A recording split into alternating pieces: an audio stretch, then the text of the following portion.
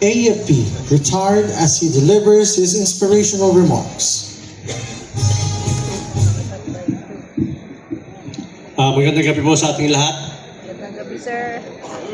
May I greet our guest of honor speaker, who shall be properly introduced later. With the indulgence of the other very important personalities on the stage, I will no longer acknowledge each and everyone because they have been introduced and acknowledged 3 times over. So, but please allow me to greet and acknowledge the presence of the Veterans Federation of the Philippines, headed by Major General Ruben Carandang, our Vice President for Operations, and Captain Gilbert Baladhay, Philippine Navy, our Vice President for Finance, and all the other staff. And also, Vice President, Region 3, Veterans Federation of the Philippines, Veteran Ubinke, Marvin. Siya po ang nagdala ng 200 veterans dito ngayon. Sabi niya, kung binigyan lang natin siya ng pagkakataon at ng mag-aagang imbitasyon, baka 1,000 veterano dala niya dito. We are going into that. Sabi nga ni President Yule, we are going to improve. Also, may I acknowledge the staff from the Veterans Bank. Thank you for organizing this one. Of course, sasabihan ko rin sila mamaya. Thank you. May I also acknowledge the presence of our veterans from Region 3. Region 3. Tarlac specifically, ano? Yes, sir. Ano po sila? And I don't know if we have some surviving spouses na nandito. Yes. Or sons and daughters. Of course, sons and daughters represented the Mike. You're still the Vice President of the National Sons and Daughters. Okay. I take pride on this group, Sons and Daughters, because I am also a firstborn son of a World War II veteran, a Korean War veteran, and an anti-insurgency campaign veteran. So it runs in the blood, sabi nga nila. I will no longer deal on what is the significance of this event. Although the Veterans Federation of the Philippines mandate is to perpetuate patriotism, recognize heroism, come out with programs so that the sacrifices of our veterans during World War II, our forefathers, our fathers, will not be forgotten. And I would like to acknowledge the effort of the Veterans of the Philippine Veterans Bank. I have joined the Veterans Federation of the Philippines only 2020 or basically 2021. And yung Veterans Bank, ang logo nila, ano yan ang yung contribution sa ano ay para sa veterano, parang gano'n eh. So, we have been meeting each other, mga gano'n. Of course, si President Yul, mga last year lang pumasok, last year, mga last quarter last year, binanggit sa akin ni Mike, meron kaming programa, sir, Freedom March. Sabi ko, narinig ko na yan, pero hindi niya naman kami kinukumbida So, sabi niya, I'll see to it that you'll get an invitation. So itong January, we were invited. So immediately, I asked my operations officer, Del Carandang, let us see that we get involved. And the involvement must be something memorable. Actually, for the information nating mga tiga Tarlac, nagsimula po ang participation ng Veterans Federation of the Philippines 1 second after midnight noong 27. Parang 28 na, no?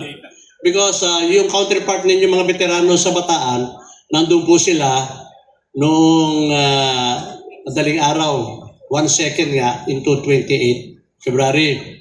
So, nag-participate na sila doon. Pero hanggang 10 kilometers lang yata sila, first leg. But anyway, I told them, just go ahead and yung counterpart ninyo mga veterano sa Tarlac will finish the last 11 kilometers. So, congratulations doon sa mga naglakad kanina. I understand may mga 90 sa kanila. Okay, so, a little long, but since nasabi ko kanina, mandato ng Veterans Federation of the Philippines ang i-commemorate lahat and i-link. So, early this morning, we were already at Clark. So, the invitation was to witness also or grace the wreath-laying ceremony doon sa Clark Cemetery. It used to be the American Cemetery. It's now called the Clark Cemetery. Of course, like any other cemetery, alam natin na mga nakalibing doon ay karamihan, if not all, ay World War II veterans. Karamihan ay Americans. May maraming Pilipino, maraming mga surviving spouses.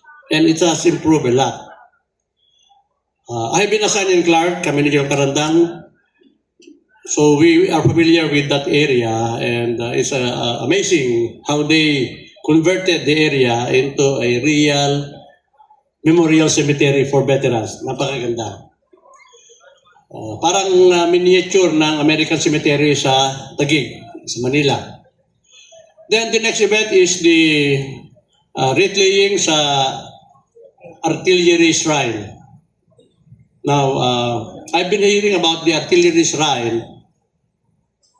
Kaya lang, since 2017 pa yata yan eh. Ano, Resty? And again, this is the first time that I attended a ceremony there. So, maybe it's just enough to learn that yung artillery shrine na yan ay in commemoration of the Philippine Army Artillery Regiment who started there and trained thousands of kanyonero, ang tawag niya, di ba? So, initially, they were there in Fort Stotzenberg or Clark, and then eventually they ended up in Bataan. Laladalan lang kanilang mga tubo or tube. 1918 155 cannons. 155 millimeter, malaki po yun. So, some of them ended up being prisoners of war and then suffering the death march also. So,